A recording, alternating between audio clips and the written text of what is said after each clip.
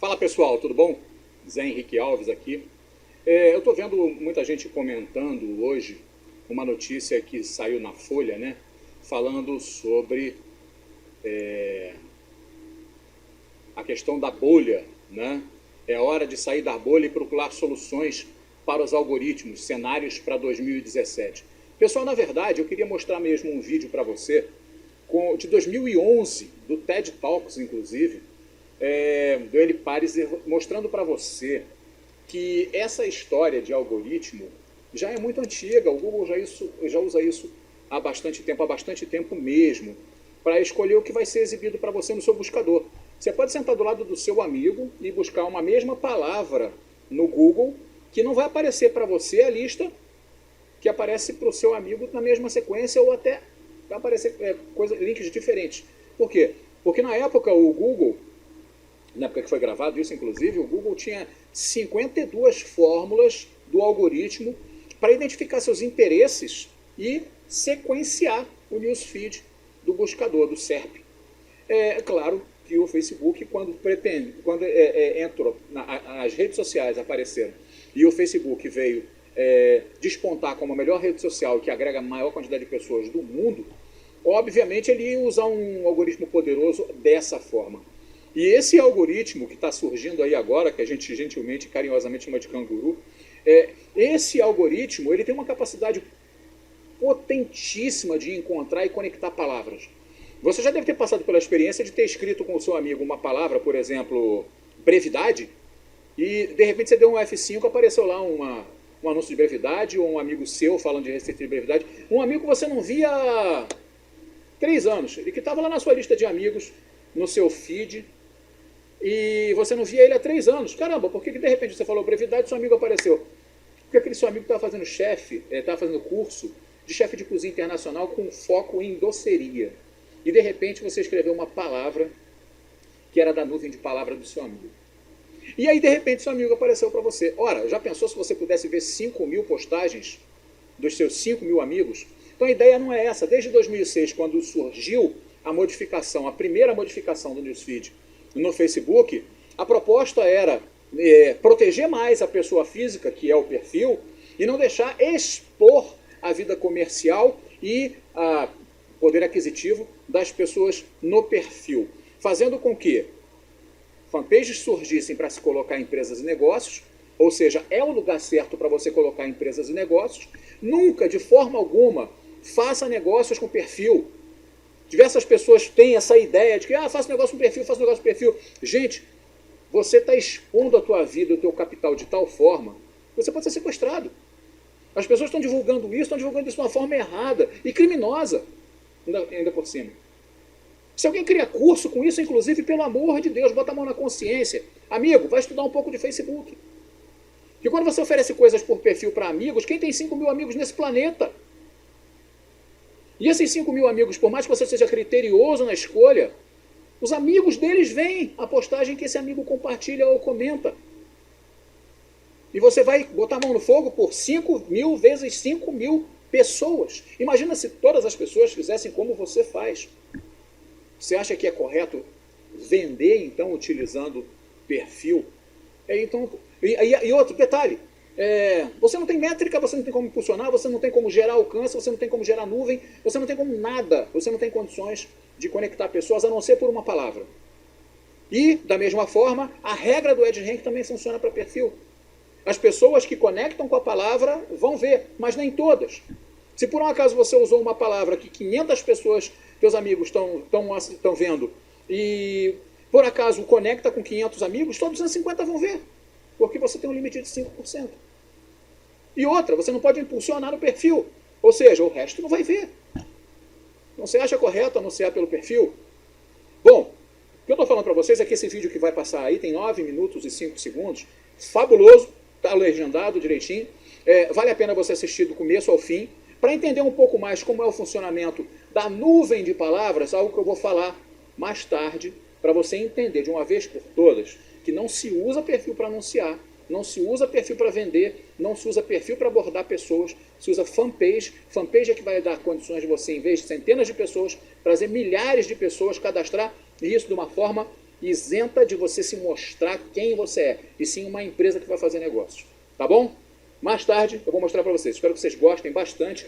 Grande abraço. Zé Henrique Alves, da Fanpage Magnética.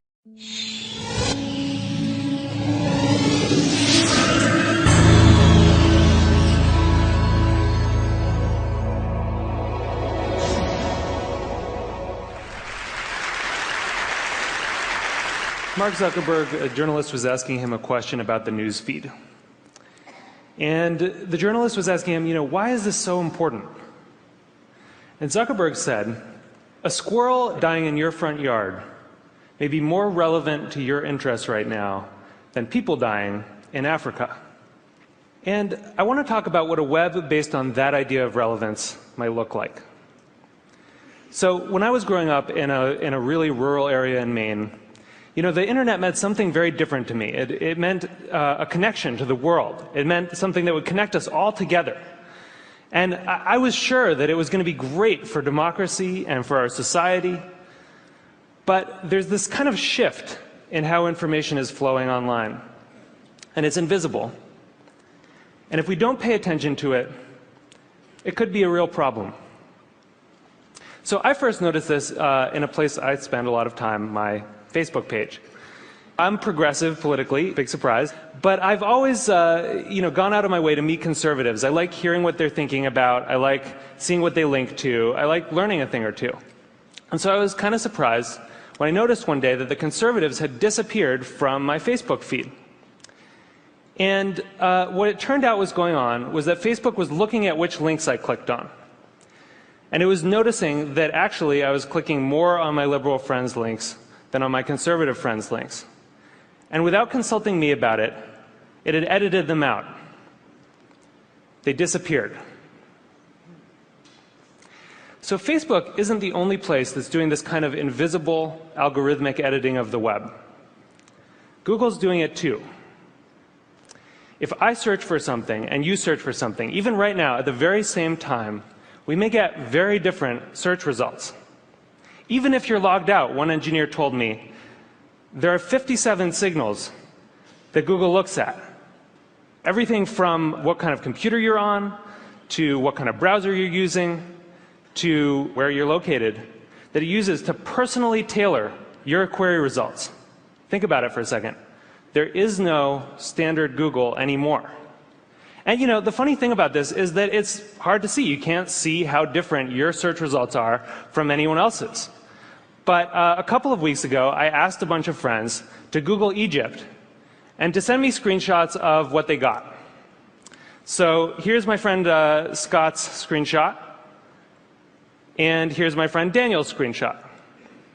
When you put them side by side, you don't even have to read the links to see how different these two pages are. But when you do read the links, it's really quite remarkable. Daniel didn't get anything about the protests in Egypt at all in his first page of Google results. Scott's results were full of them. And this was the big story of the day at that time. That's how different these results are becoming. So it's not just Google and Facebook either. This is something that's sweeping the web. There are a whole host of companies that are doing this kind of personalization. Yahoo News, the biggest news site on the internet, is now personalized. Different people get different things. Huffington Post, Washington Post, New York Times, all flirting with personalization in various ways. And where this moves us very quickly toward a world in which the internet is showing us what it thinks we want to see, but not necessarily what we need to see. As Eric Schmidt said, it'll be very hard for people to watch or consume something that has not, in some sense, been tailored for them. So I do think this is a problem. And I think if you take all of these filters together, if you take all of these algorithms, you get what I call a filter bubble. And your filter bubble is kind of your own personal, unique universe of information that you live in online. And what's in your filter bubble depends on who you are, and it depends on what you do. But the thing is that you don't decide what gets in. And more importantly, you don't actually see what gets edited out. So one of the problems with the filter bubble was discovered by some researchers at Netflix.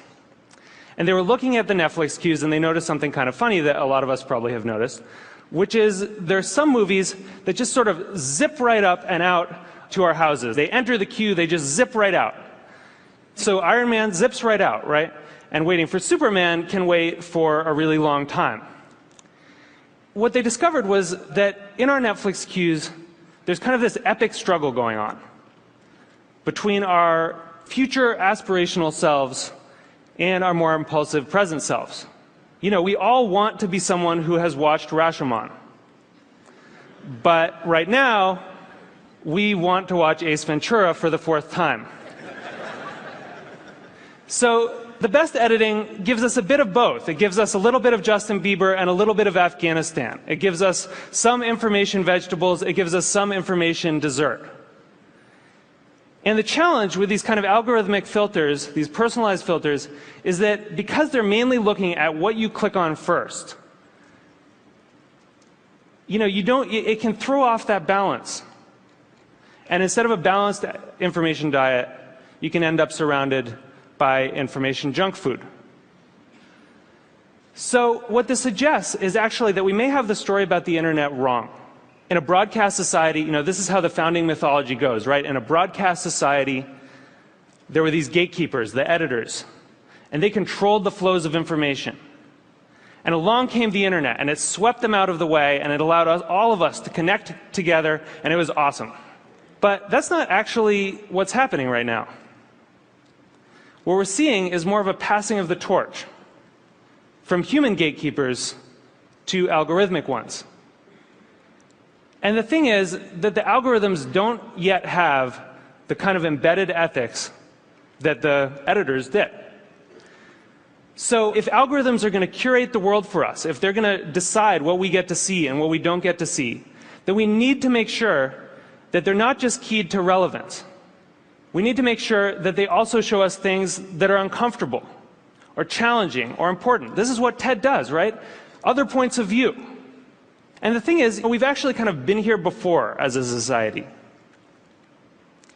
In 1915, it's not like newspapers were sweating a lot about their civic responsibilities.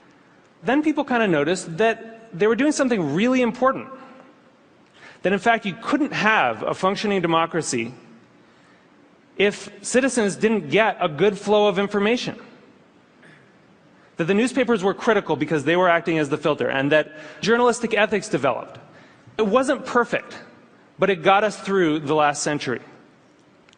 And so now, we're kind of back in 1915 on the web. And we need the new gatekeepers to encode that kind of responsibility into the code that they're writing.